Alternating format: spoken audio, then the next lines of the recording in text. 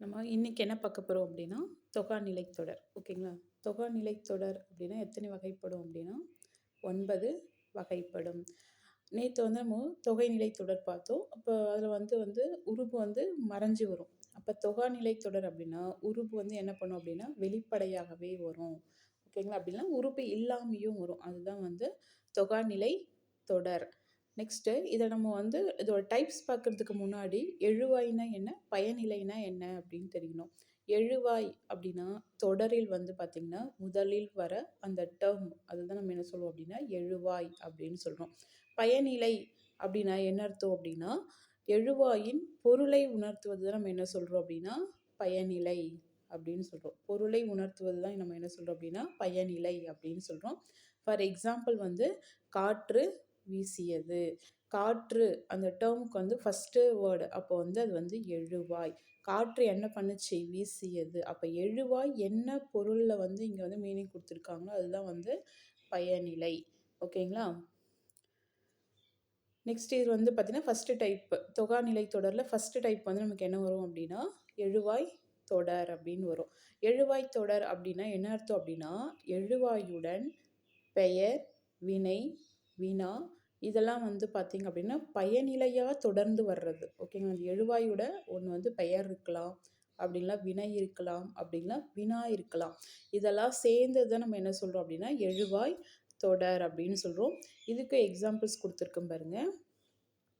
இனியன், கவிஞன். அப்போ இனியன்றது இங்கே எழுவாய், கவிஞர்ன்றது பெயர், வினை, பயனிலை. பயனிலையிலேயே வந்து பெயர், வினை, வினா அப்படின்ற டைப்ஸில் வரலாம். ஸோ வந்து கவிஞர் காமனாக ஏதோ ஒரு மென்ஷன் யாரோ ஒருத்தர் மென்ஷன் பண்ணுது. ஸோ பெயர், பயனிலை. நெக்ஸ்ட்டு பாய்ந்தது. இந்த பையனே வந்து என்ன கொடுத்துருக்காங்க அப்படின்னா வினையாக கொடுத்துருக்காங்க. ஸோ வினை, பயனிலை. அப்போ இந்த டேர்ம் கொடுத்துட்டு இது என்ன எழுவாய் தொடர்னு கேட்டால் நமக்கு எழுத தெரியணும். வினை, பயனிலை, எழுவாய் தொடர் அப்படின்னு எழுத தெரியணும். நெக்ஸ்ட்டு பேருந்து வருமா. வருமான்றது இங்கே வினா, பயனிலை. ஓகேங்களா? இப்போ எழுவாய் தொடர் வந்து உங்களுக்கு கிளியராக இருக்கும். நெக்ஸ்ட்டு வந்து விழித்தொடர். 2வது தொகாநிலை தொடரில் வந்து எக்ஸாம்பிள் வந்து பார்த்திங்கன்னா டைப் வந்து விழித்தொடர். விழித்தொடர்னால் நம்மளுக்கு தெரியும். ஒன்று கூப்பிடுதலாக இருக்கும், அப்படி இல்லைன்னா அழைத்தலாக இருக்கும். ஓகேங்களா? அப்போ வந்து பாருங்கள் தொடரின் முதல் சொல் வந்து பார்த்திங்க அப்படின்னா நம்மளுக்கு வந்து விழித்ததாக இருக்கும். விழித்ததுன்னா அப்போ இங்கே என்னன்னு சொல்லிட்டோம், நம்ம வந்து கூப்பிடுறதா இருக்கும், அப்படின்னா அழைக்கிறதா இருக்கும். அதுதான் வந்து விழித்தொடர்னு பார்த்துட்டோம். அப்போ அந்த டேர்மே வந்து நமக்கு வந்து முதல் சொல் வந்து விழித்ததாக இருக்கும். அப்போ மீன்ஸ் வந்து என்னது கூப்பிடுறதா இருக்கும் அப்படின்ற மாதிரி சொல்கிறாங்க. நெக்ஸ்ட்டு அடுத்தலை நம்ம என்ன பார்க்கணுன்னா இந்த விழியுடன் வினை தொடர்வது. ஓகேங்களா? இந்த விழித்தொடர் வந்து என்ன பண்ணுறோம், ஒன்று கூப்பிடுறோம், அது கூட வினை வந்து நம்மளுக்கு தொடருது. என்ன வினை நம்ம செய்ய போகிறோன்றத தொடர்வது தான் விழித்தொடர். இப்போ விழியுடன் வினை தொடுவது தான் விழித்தொடர் அப்படின்ற ஸ்டேட்மெண்ட் நமக்கு தெரியணும். ஃபார் எக்ஸாம்பிள் நண்பா எழுது. ஓகேங்களா? அப்போ இங்கே நண்பான்றது வந்து விழி, தொடர்ன்ற எழுதுன்றது வினைத்தொடர். ஓகேங்களா? எழுதுன்றது எழுதுகிறோம். நெக்ஸ்ட்டு முருகா கூப்பிட்றோம் ஒருத்தரை, அப்போ அவர் வந்து என்ன பண்ணுறோம், வா அப்படின்னு கூப்பிட்றோம். ஓகேங்களா? இதெல்லாம் வந்து விழித்தொடர். அடுத்த டைப் வந்து பார்த்திங்கன்னா 3வது டைப் வந்து வினைமுற்று. வினைமுற்றுன்னா நம்மளுக்கு தெரியும், அதுக்கு இன்னொரு பேர் வந்து முற்று வினை அப்படின்னு சொல்லுவோம். அப்போ மீன்ஸ் வந்து என்னது, ஒரு ரியாக்ஷன், ஒரு சென்டென்ஸ் வந்து பார்த்திங்கன்னா முடிவடைந்து விட்டது, முற்றாயிடுச்சு அப்படின்னா முடிவாயிடுச்சு அப்படின்னு சொல்லுவோம். அப்போ வந்து பாருங்கள், நம்ம இங்கே என்ன ஹெட்டிங் வருமோ அந்த ஹெட்டிங் தான் அதோட ஃபஸ்ட்டு வேர்டாக இருக்கும். அப்போ வினைமுற்று அப்படின்னா அதோட முதல் சொல் வந்து என்ன இருக்குமாம்மா, வினைமுற்றா இருக்கும். அப்போ விழித்தொடர்னாலும் ஃபஸ்ட்டு எழுத்து வந்து விழியாக இருக்கும். அப்போ எழுவாய் தொடர்னாலும் ஃபஸ்ட்டு வேர்டு வந்து எழுவாயாக இருக்கும். அந்த ஸ்டேட்மெண்ட் நமக்கு கண்டிப்பாக தெரியணும். ஹெட்டிங்கை வச்சே வந்து அதோட முதல் சொல் வந்து அதில் தான் வரும் அப்படின்னு நமக்கு தெரியணும். அப்போ இங்கே வினைமுற்றுடன் ஒரு பெயர் வந்து இங்கே தொடரும். ஓகேங்களா? விழித்தொடரில் விழி கூட வினை தொடரும். ஆனால் வினைமுற்றுடன் ஒரு பெயர் வந்து தொடர்ந்து வருது. ஓகேங்களா? அப்படி வந்துச்சுன்னா நம்ம என்ன சொல்கிறோம் அப்படின்னா வினைமுற்று தொடர் அப்படின்னு சொல்கிறோம். ஓகேங்களா? இதுக்கு எக்ஸாம்பிள் பாருங்கள். வந்தார் தம்பி. வந்தார் அப்படின்னா முடிஞ்சிருச்சு, அந்த வேர்டே முடிஞ்சிருச்சு. அப்போ முற்று பெற்று விட்டது. இது கூட என்ன பண்ணியிருக்கு, தம்பின்றது ஒரு பெயர் சொல். நெக்ஸ்ட் வந்து கூவியது முடிவடைஞ்சிருச்சு. ஓகேங்களா? அந்த என்ன வினையோ அது வந்து முடிவடைஞ்சிருச்சு. அது கூட வந்து ஒரு பெயர் வந்து என்ன பண்ணியிருக்கு? தொடர்ந்து வந்திருக்கு. அப்ப பெயர் தொடர்ந்து வந்திருக்கு. அது குயில்ன்றது ஒரு பெயர். அது கூட என்ன பண்ணியிருக்கோம்? அப்ப வினைமுற்று கூட ஒரு பெயர் வந்து சேர்ந்து வந்திருக்கிறத நம்ம என்ன சொல்றோம்? வினைமுற்று அப்படின்னு சொல்றோம். அடுத்த ஹெட்டிங்கு பெயரச்ச தொடர். 4வது வகை வந்து பார்த்தீங்கன்னா, பெயரச்ச தொடர். அங்க வினைமுற்று பிளஸ் பெயரை கொண்டு முடியிறது வந்து நம்ம வினைமுற்றுன்னு சொல்றோம். அதே வந்து பெயரச்ச தொடர் அப்படின்னா, முற்று பெறாத வினை வரும். பிளஸ் அதே கூட வந்து ஒரு பெயரை கொண்டு முடியும். அது வந்து பெயரச்ச தொடர். அப்ப கேட்ட பாடல், பாடிய தம்பி. ஓகேங்களா? அப்ப கேட்ட நம்ம பெயரெச்சம் அப்படின்னாலே என்ன பண்ணுவோம் அப்படின்னா, ஆன்ற விகுதியில தான் முடியும்ன்றது நம்மளுக்கு தெரியும். அப்ப இந்த லாஸ்ட் எழுத்து பார்த்துக்கங்க. மேக்ஸிமம் முற்று பெறாது. அப்படி உங்களுக்கு தெரியல அப்படின்னா, ஆன்ற இதில முடியணும். இப்ப கேட்ட இட்டு கூட்டல் வந்து என்ன சொல்லுவோம் டா. அப்ப கேட்ட பாடல், பாடிய தம்பி. இது வந்து என்னது லைன்லயே வருது பாருங்க. ஓகேங்களா? நெக்ஸ்ட்டு வினையெச்ச தொடர்.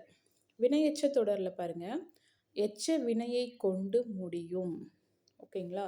ஒரு வினை வந்து பார்த்தீங்க அப்படின்னா, அது கன்டினியூட்டியா ஆகுற மாதிரியும் இருக்கும். மீன்ஸ் வந்து என்னது, ஒரு சுட்டெழுத்துக்கள் மாரி நம்ம அந்த இது சொல்லுவோம்ல, இ, உ, அந்த வந்து சுட்டெழுத்துக்கள் இல்லனாலும், இங்க வந்து அந்த வினை எச்சம் வரும் பாருங்க. அப்போ வந்து வினை எச்சம்னா எனக்கு தெரியும். ஈல முடியும், ஊல முடியும். அது வந்து சென்டென்ஸ் வந்து கன்டினியூஸா நடந்திருக்கிற மாரி இருக்கும். படித்து முடித்தான். இதோட கன்டினியூட்டியா இது வந்து கனெக்ட் ஆகும். ஓகேங்களா? படித்து ஊ லைன் வந்துருச்சுன்னா, அப்படி இல்லைன்னா ஈ லைன் வந்துருச்சுன்னா அது வந்து வினையெச்சம். இதே பெயரெச்சம் அப்படின்னா ஆள முடியணும். இது இது தெரியணும். இந்த கான்செப்ட் நம்மளுக்கு தெரியணும். ஏன்னா பெயரெச்சமும் வினையெச்சமும் நம்மளுக்கு கொஞ்சம் கன்ஃபியூஸ் ஆகும். அப்போ அதை மட்டும் பார்த்துக்குங்க. பெயரெச்சம் அப்படின்னா ஆள முடியும். வினையெச்சம்னா ஊல முடியும். இப்போ இங்கே வந்து பாருங்க, ஊல வருது பாருங்க. இப்போ படித்து முடித்தான். எச்ச வினையை கொண்டு முடிகிறத நம்ம என்ன சொல்கிறோம் அப்படின்னா வினையெச்சம் அப்படின்னு சொல்கிறோம். ஓகேங்களா?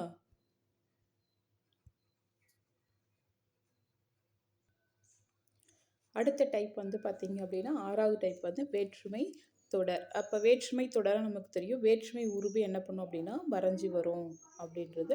அந்த வேற்றுமை தொகை வந்து நமக்கு வந்து 8 வகைப்படும். முதல் வேற்றுமை பாருங்க, உருபு வந்து நமக்கு வந்து இருக்காது. ஓகேங்களா? உருபு என்னன்றது இருக்காது. இப்போ முதல் வேற்றுமைக்கு வந்து அனதர் நேம் வந்து நம்ம என்ன சொல்லுவோம் அப்படின்னா எழுவாய் வேற்றுமை. ஃபார் எக்ஸாம்பிள் வந்து ராமன் வந்தான். எந்த ஒரு வேற்றுமை உருவும் இருக்காது. இரண்டாம் வேற்றுமை உருவம் நமக்கு தெரியும் இதை வந்து ஐயாளுக்கு இன்னது கண் அப்படின்னு ஷார்ட்கட்டாக நம்ம ஞாபகம் வச்சுருப்போம். ஐயாளுக்கு இன்னது கண் ஸ்கூல் படிக்கும் போதே நம்ம ஞாபகம் வச்சுருப்போம். அப்போ ஐன்றது வந்து இரண்டாம் வேற்றுமை. அப்போ ராமனை சீதை பார்த்தால் மறைஞ்சு வந்திருக்கு. இதெல்லாம் நம்ம கான்செப்டை வந்து ஓரளவுக்கு தெரிஞ்சது தான், அதனால பிரச்சனை இல்லை. இப்போ மூன்றாம் வேற்றுமைனா ஆள் மறைஞ்சு வரும். நான்காம் வேற்றுமைனா கூ மறைஞ்சு வரும். ஐந்தாம் வேற்றுமைனா இன்னும் மறைஞ்சு வரும். ஆறாம் வேற்றுமை அப்படின்னா அது மறைஞ்சு வரும். ஏழாம் அப்படின்னா கண்ணுன்ற டேர்ம் வந்து என்ன பண்ணும் அப்படின்னா மறைஞ்சு வரும். அப்போ எட்டாம் வேற்றுமைக்கும் முதல் வேற்றுமைக்கு மட்டும் உருவு வந்து கிடையாது. இப்போ எட்டாம் வேற்றுமைக்கு வந்து நம்ம என்ன சொல்றோம் அப்படின்னா விழித்தொடர் வேற்றுமை உருவுன்னு சொல்லலாம். ஓகேங்களா?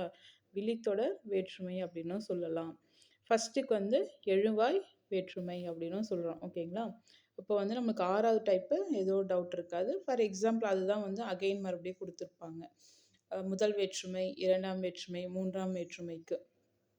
ஓகே, கட்டுரையை படித்தான். வந்து நம்மளுக்கு வந்துருப்பாருங்க. இங்கே வந்து இரண்டாம் வேற்றுமை வந்திருக்கு. அன்பால் காட்டினார். அப்போ வந்து என்னதுக்கு இங்கே வந்து மூன்றாம் வேற்றுமை ஆள் வருது. அறிஞருக்கு கூன்றது மறைஞ்சு வரும். ஓகேங்களா?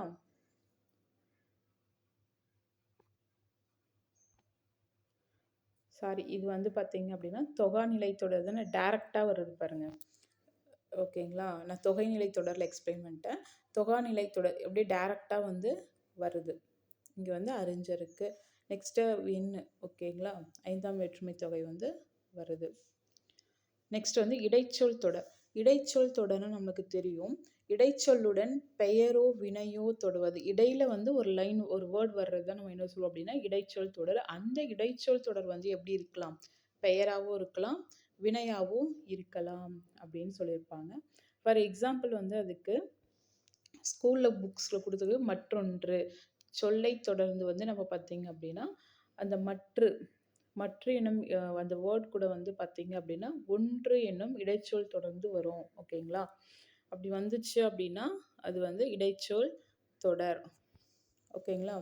மற்று என்றும் இடைச்சொல்லை தொடர்ந்து நமக்கு என்ன பண்ணுது, ஒன்று என்ற சொல் வந்து வருது. காமனாக இந்த எக்ஸாம்பிள் தான் அடிக்கடி கேட்பாங்க. இடைச்சொல் தொடர் மற்று அப்படின்னா ஒன்றொன்று அப்படின்னு கூட இன்னொரு 11th அந்த எக்ஸாம்பிள்ஸ் இருக்கும். நெக்ஸ்ட் வந்து உரிச்சொல் தொடர். உரிச்சொல் தொடர் அப்படின்னு நமக்கு தெரியும். உரிச்சொல்லாக இருக்கும். சொற்றொடரை முதல் சொல் வந்து நமக்கு எப்படி இருக்கும் அப்படின்னா உரிச்சொல்லாக இருக்கும்.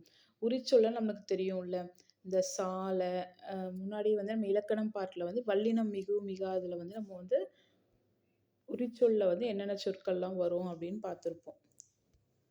இங்கே இருக்கு பாருங்க, சால, தவ, நனி, உரு, கூர், கழி இதெல்லாம் வந்து பார்த்தீங்க அப்படின்னா உரிச்சொல் தொடர். ஓகேங்க. அப்போ இதில் வந்து இந்த வேர்ட்ஸ் எல்லாம் ஒரு சொற்றொடருக்கு முன்னாடி வந்துச்சு அப்படின்னா அது வந்து உரிச்சொல் தொடர். அப்போ சால சிறந்தது மீன்ஸ் வந்து என்னது, சாலன்றது மிகவும் அப்படின்னு மீனிங், மிகவும் சிறந்தது அப்படின்னு சொல்லியிருக்காங்க. அப்போ இந்த உரிச்சொல் தொடருக்கு வந்து என்னென்ன லைன்ஸ்லாம் இங்கே வருது அப்படின்றது நமக்கு இங்கே தெரியணும். நெக்ஸ்ட் அடுத்த லாஸ்ட் டைப் வந்து 9வது டைப் வந்து அடுக்கு தொடர். அடுக்கு தொடரும் நமக்கு தெரியும்.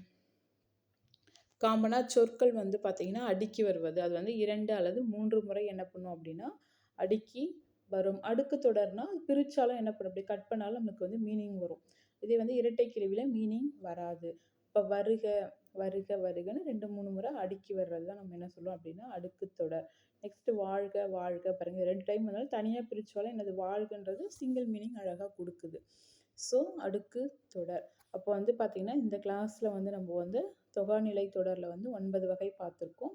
அது என்னன்றது அகைன் வந்து நல்லா ரிவிஷன் பண்ணிவிட்டு நல்லா படிச்சுக்குங்க. ஓகேங்களா? நம்ம சேனலை வந்து சப்ஸ்கிரைப் பண்ணிக்கங்க, லைக் பண்ணிக்கங்க.